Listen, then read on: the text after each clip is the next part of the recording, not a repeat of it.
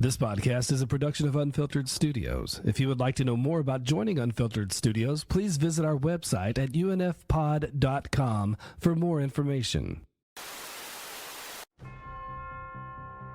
These people are serving aboard the flagship of the Confederate Alliance. Never seen anything like it. Obviously, the best stock humans have to offer.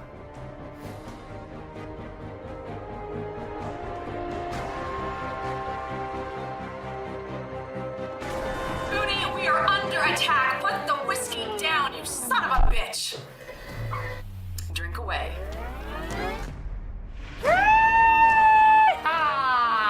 Hey, Mooney! How's my chief engineer? You get to go see the captain again. Careful, Captain. Got his ass kicked. What is the status of your new arrivals? Sidious salute. Your new weapons and Eugene is an officer. La la la la blah blah blah. Why must you threaten everything? Do you think we're meant to merely convert the humans? Ability, do you copy? This is Takashima. I need help. Takashima's dead. Why can't you know exactly what those damn said, Captain? Traitor. Oh, it's a party up in here. What intonation are you doing? I usually only have that effect on the ladies.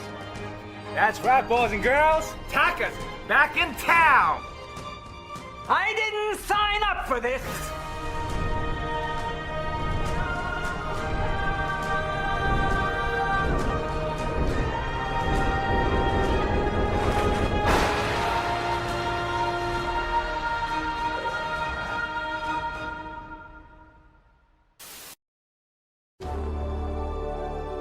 The soar up there, that's what it's about.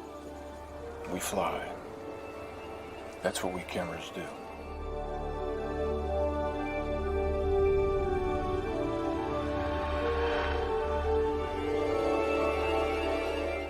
Ladies and gentlemen, I give you the first of what will soon be legions of contented synthetic workers. We suffered a catastrophic incident at one of our mining facilities in the asteroid belt. And in the chaos that followed, one of our pieces of equipment suffered a serious malfunction and has gone missing.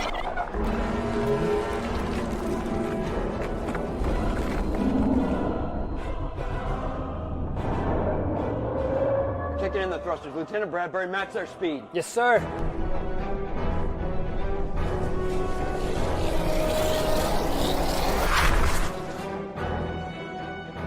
I do not yet know what the ship might do if provoked. You speak as if it were alive. On occasion, machines are. You've got him in your sights. You have to go after him. You should not have saved my skin, Jack. He was counting on your humanity. Doubt that I know my duty, Captain. You put it in your report. You put that in yours. This is suicide. That's the only way that we can rescue those hostages. Stand down!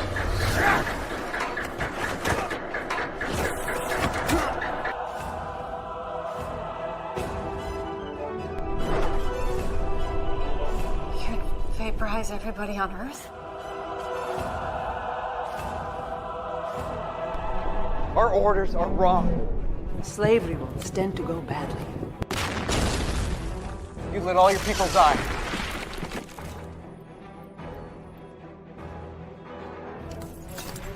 Even when faith is shaken, one can always hold on to hope.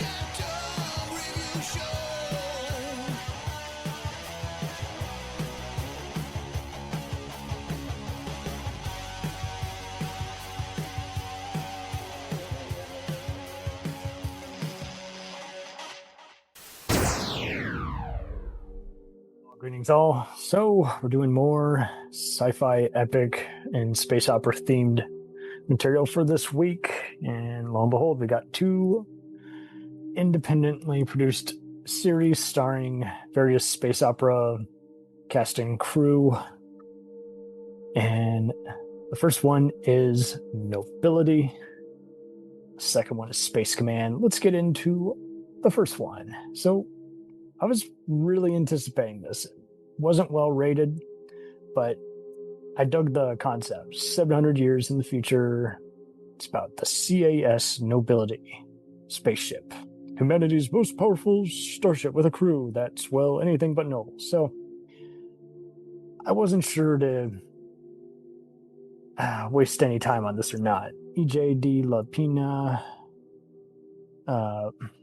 had an interesting backstory. He'd worked on some other indie sci-fi stuff. He had done bit part, character actor, and extra stuff, and stuff like Run, Ronnie, Run, the Mr. Show movie, as well as Jingle All the Way. Seemed like a nice guy. But again, this was when Amazon Prime had so much trouble. I want to say 2020, 2021. They had just about had it. And on Reddit, it's listed as Serenity meets The Office, and that's the problem. It wasn't clear that it was trying to be a mockumentary. And unfortunately, despite some really solid effects, it was one of those, all the bad reviews were clearly written by 5-year-olds giving, it sucked, checked out after 20 minutes, vague negative reviews, not helpful. And then all the other reviews are 5-star reviews, clearly written by the people involved. E.J. de la Pina is amazing. So I had to just bite the bullet. I wanted to see it, but I wasn't looking forward to it because there wasn't any blog posts on it at the time. It had, people from every kind of space opera imaginable. You got Walter Koenig from Babylon 5 and Star Trek, Mr. Chekhov for you. You got Christopher Judge and Tori Higginson from the Stargate franchise. You had Cass Anvar, who was on the Expanse franchise, and before he got into illegal Me Too trouble. And we got James Kyson, who's a handsome actor who was on Heroes. So that's just it. They stockpiled a bunch of other just sci-fi genre guys. Miracle Laurie, that's a beautiful name, was on Dollhouse. And Darren Jacobs, bit part character actor who recently appeared in Starfield and Rebel Moon. And so voice actor, and Ellen Dubin, who was on The Collector. So again, they got some sci-fi kind of guys, but she's also known for being in Lex. But yeah, for the most part, it was space opera people. I thought they were being funny, but they did not make it clear at all it was a mockumentary. And I'm very astute. I am paying attention. And unfortunately, yeah, it was a drag. And, now if you watch it on, Prime or even YouTube, it's going to be free episodes all edited together into, under an hour. But it's the longest 50 minutes you cannot get back. The set design was nice. There were some other appearances by other people, including Doug Jones from Hellboy and the Star Trek franchise. Even Ryan T. Husk, who's done a lot of the Star Trek fan films, played a Marine. So people clearly with some passion, with a vision. And again, the effects were nice, but it all meant nothing because, don't get me wrong, many of these actors have starred in way worse, but I would have rather watched their, lamest movie over this dogpile because it just did not, land. And Adriana Wilkinson is another actress who, looking her up, she's done some stuff like Xena and was on the Star Trek fan film Renegade show. But yeah, it just, other than an okay poster, a cool looking spaceship, none of the cast was well used. It just grew to be a chore. It never got going. You never knew much of what the plot was. And as a man who consumes all kinds of B movies and just independently produced stuff that has some passion behind it. It was just one of those where I'm like, what are you trying to do? And why should I care? And I didn't get an answer to either of those. It just came and went. It was very directionless. They spent way too much time making a poster, and despite having okay, just set design and cinematography, even giving, James Kyson's character cowboy attitude, and it just didn't land. And everything was just frankly very lame. Like, it was total amateur hour. It did not land at all. And again, the funny stuff just felt like they're just inserting comedy. It did not make it clear, hey, by the way, this is a mockumentary. Like, there's only one talking to the camera thing, and you think it's just them being interviewed and it ending awkwardly. Yeah, I would rate it a 3 out of 10 if I could, because it's very lackluster, terrible build-up. And unfortunately, even Christopher Judge looked like this was a real chore to do. I'm sure he was doing it for fun, but it's like, yeah, this is you collecting a paycheck. This is way too silly. And by no means am I shitting on any of these guys. I would have done the same thing. I would have been like, okay, you want to cast me in a fun sci-fi fan film? Let's do it. And they came and went, but man, it was very lame, even by junk food standards. I can't recommend it at all. It's just clumsy, schlocky, unengaging. So let's go on to the next one. We got Space Command. Now, this was overseen by Star Trek Deep Space Nine writer Mark Scott Zickery. And, he's written all kinds of other, freelance sci-fi show. He freelanced for Babylon 5. I actually got word from some friends that he was helping out with, overseeing people's scripts for a crazy amount of money and just playing up, hey, I used to write for cartoons. He also, like EJD Lapina, has worked on some of those Star Trek fan films as well as indie sci-fi. And unfortunately, I don't think he's putting his money where his mouth is. It's just one of those, I can applaud him from afar. And even though he's playing up, I wrote for this, I wrote for that, this talent isn't lining up when he's doing it on his own. He has written some interesting stuff like a Twilight Zone companion book and an original book series called Magic Time. He's written for all kinds of other cartoons, including Incredible Hulk, He-Man, and Smurfs. And unfortunately, this was a total drag. This was one where I'm like, the passion is definitely more here, but it's just not landing. I applaud you on wanting to, fund this yourself, but mainly, I think I'm a little more mad at this because this should be good. I get that it's an optimistic viewpoint. I can applaud the Kickstarter, but man, it's basically pretty low rated, 5 out of 10 on IMDb with a 0.8 out of 10 movie. Again, everyone looks like they're having fun filming it, but this was one where there's a lot of time and effort and there's some decent acting, but there's also a lot of just, I do not care. I do not buy into any of this. Now, once again, this has all kinds of movie and TV people on it. Bruce Boxleitner is credited as one of the main bosses, but I did not see him at all. And I tried rewatching some other scenes. I do not see him anywhere in this. There are other people I'm unfamiliar with, like Brian McClure and Jelena Murda. And then there's Sarah Marafino, who is a New York and LA based talent who's been on all kinds of network shows. But so the main reason you're going to want to watch this is because there's a lot, not just Star Trek people, but Babylon 5 people on here. You got Bill Mooney, and you got Mira Furlan, you got Robert Picardo, so there's some Stargate and Star Trek talent. And you got Doug Jones, once again, playing a Borg-looking villain. The main guy, Ethan McDowell, he has a Captain Kirk kind of look, but he doesn't make you go, I want hop along for the ride. He just has too much of a I'm full of myself kind of mentality, and that really took me out of this.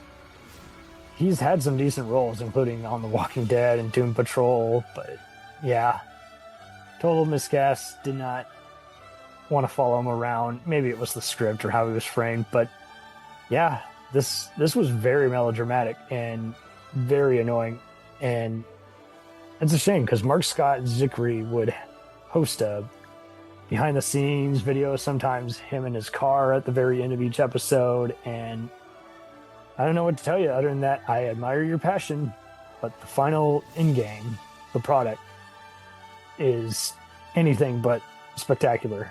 And so after, I was going into this, low expectations. Clearly Bill Mumy, you always love him from everything from Twilight Zone to other stuff, and his music career, and he clearly believed in it a lot. Michael Harney, who's a character actor, you've seen him be a jerk on various other David Milch shows like Deadwood and YPD Blue. And yeah, he was all right, but underused as well. So yeah, I did not dig the space opera at all. I mean, and it just kind of was one of those that I kept being reminded, I should check it out. Okay, maybe. All right. Looks fine. Oh, that's right. I still haven't checked it out. So I can applaud him for raising funds of so-called 75,000 in 3 days and then raising over 220,000. But yeah, despite attaching a bunch of other people, they got Barbara Bain and Neil deGrasse Tyson appearing as themselves, Michelle Nichols, and all these other people just doing promotions for it, basically. But yeah, it just did not land in any capacity. Robert Picardo was really giving it his all, but he's a pro. He's been, Mr. B-Movie. I work for Joe Dante and then work on mainstream shows. He was giving it his all as basically a scientist kind of guy. Doug Jones didn't have much to do as the main villain. And yeah, there's just too much talking, not enough doing. And then, again, you're just going to be, it says a lot. Babylon 5's effects looked fine for the time, but in recent years, it's been a less is more. It's low budget, but the story is good. And this is one of those, the effects just really hurt my eyes. It wasn't Zack Snyder level bad or J.J. Abrams level lens flare or anything, or stealing ideas from better stuff, but it doesn't convince you at all in the slightest. It doesn't make you go, now tell me more or show me more. So I can admire, I don't think Mark is a hack at all in the slightest, but I also don't see what made anybody want to do this other than, hey, let's do something with friends. And it was just one of those where I'm just like, hey, you did a lot of things right. You got the website, you got, a big digital crew. And yeah, it was just like, so let's take the first 2-hour pilot, make it into a movie, that's redemption. But they released it so much after the fact. And for anyone to want to buy it on Amazon and Google Play, don't.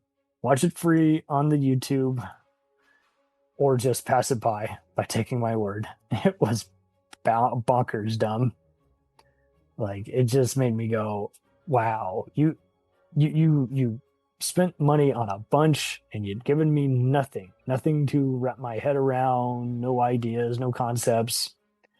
Even the behind the scenes videos were really tiring. I was just like, okay, I'm glad you guys had as much fun making it. I wish that displayed on screen, because the set design didn't stand out. The CGI was distractingly really, really bonkers bad. And some of the set design, was pushing it forward, but you were just never, it also just, everything felt way too overlong for just under 40-minute episodes. So some of them were 10 to 20. So that's just it. There was no consistency on that front. And it just made me go, let's look at the plot. Let's sum up. Besides, it's an optimistic view of the future. It's You know, and it's not to be confused by the Canadian show from the 50s. Far from it. It's basically, you know, a space force, and they just keep claiming epic adventures set in a hopeful vision of the future. A who's who of TV and film. And yeah, I was not feeling it at all. I was just like, okay, and why? So, you know, they made it back in 2020, and all I can say is anyone who thinks this is compelling definitely is someone who worked on it, or who's just a completist, but yeah, there's like 2 centuries of man's exploration and colonization of space. Yeah, we meet Captain Jack Kimmer as he recovers exoarchaeologist Von Ordera on Mars. Yeah, they came up with fictional languages for everybody, and that also just got very grating after a while. So I think there's a reason, you know, Mark Scott Zicree was a guest writer. He wasn't the guy running the show. He was just contributing. Again, you're a contributor, not the front man who knows all the ins and outs. So if he's going to claim, oh, you know, Paramount doesn't know what they want to do with the Star Trek franchise, you know, there's some that's divisive, like some seasons of Picard as well as Discovery. And then there's ones that everyone's pretty down with, like Strange New Worlds. And, you know, I don't care for Lower Decks, but there's a lot of fans for that. So it's kind of annoying just seeing someone go, oh, you know, poo-poo it. And he's worked on some of the better Star Trek fan films, and he's fascinating to listen to in, you know, interviews, and yet it did not give that whole, he can do this on his own. I would throw money at him because he's got ideas. It's like, okay, you wrote 3 episodes of DS9. They were really good episodes, but come on, man, you're not Shakespeare. You know, I was even coming upon it in Babylon 5 forums, and some of them were pretty unimpressed. So that says a lot for people who are all into other low-budget indie sci-fi. You know, something you can forgive that's campy or just fun, like Blake Sevens or Doctor Who, and then get past some of the low-budget visual look and effects. So it's just like, yeah, I gotta go with both fanboys on this, as well as just my own rational, objective viewpoint. There's nothing here that's gonna make me say, wow, I gotta see more. I gotta support this vision. There's no vision. It's like drinking some water that hasn't been properly filtered. You're just doing yourself a disservice. That's what he should have done. He should have looked at the script and then filtered it out, or given it to someone else to rewrite and to share half the credit with, because just absolutely just uncompelling. I mean, Mark Scott Zicree was able to get a Guillermo del Toro quote on the Blu-ray and DVD cover for Space Command, but come on, you know, just because you have other filmmaker pals who are buddies of yours doesn't mean, again, it's a little trick in the book. It's not talking about the actual thing. So yeah, I don't know what he sees in this. I can applaud him for being on other podcasts, but come on, man, there's nothing here. 2 big disappointments. Nobility, you can laugh as a bad movie, but it's overall not redeemable despite some good effects. Space Command's total bust, despite it trying. It's really hard to rate because neither is very good nor compelling, even for the B-movie indie town spotlight guy in me. I want to throw someone a bone, but both dogs are starving tonight because none of them's doing anything they're supposed to be doing in this fight. So sorry to end on a bumper, guys, but both are really extremely bad, and I recommend everybody run in the opposite direction if you see them pop up on streaming or on YouTube. We'll return after these messages. If you like small-town mystery, crazy news, and wild history, then the Florida Men on Florida Man podcast is for you. Each week, Josh Mills and Wayne McCarty bring you the absolute best Florida has to offer. So if you're looking for a show that's safe for the family, but funny enough to help you escape everyday life, then listen to the Florida Men on Florida Man podcast. That's Florida Men, plural, on Florida Man podcast. Hey, it's Brent Pope, the host of Breakfast with Brent Pope. You've seen me on some of your favorite TV shows saying things like, give it up, Jimmy, you gotta sink this putt to win. On Breakfast with Brent Pope, I sit down with guests from the entertainment world and we do it all over breakfast. Or should I say Brentfast? Every week on Brentfast, you get inside Hollywood info and tips, great breakfast recs and foodie debates. Most of all, you get the most delightful 30 minutes of your week. So dig in, it's Brentfast time. Listen at Brentfast.com, Apple Podcasts, or wherever fine podcasts are found.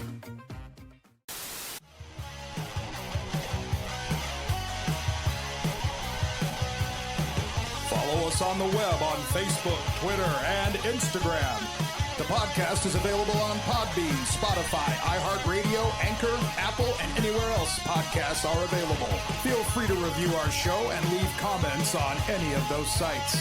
Thanks a million for listening. It's a jacked up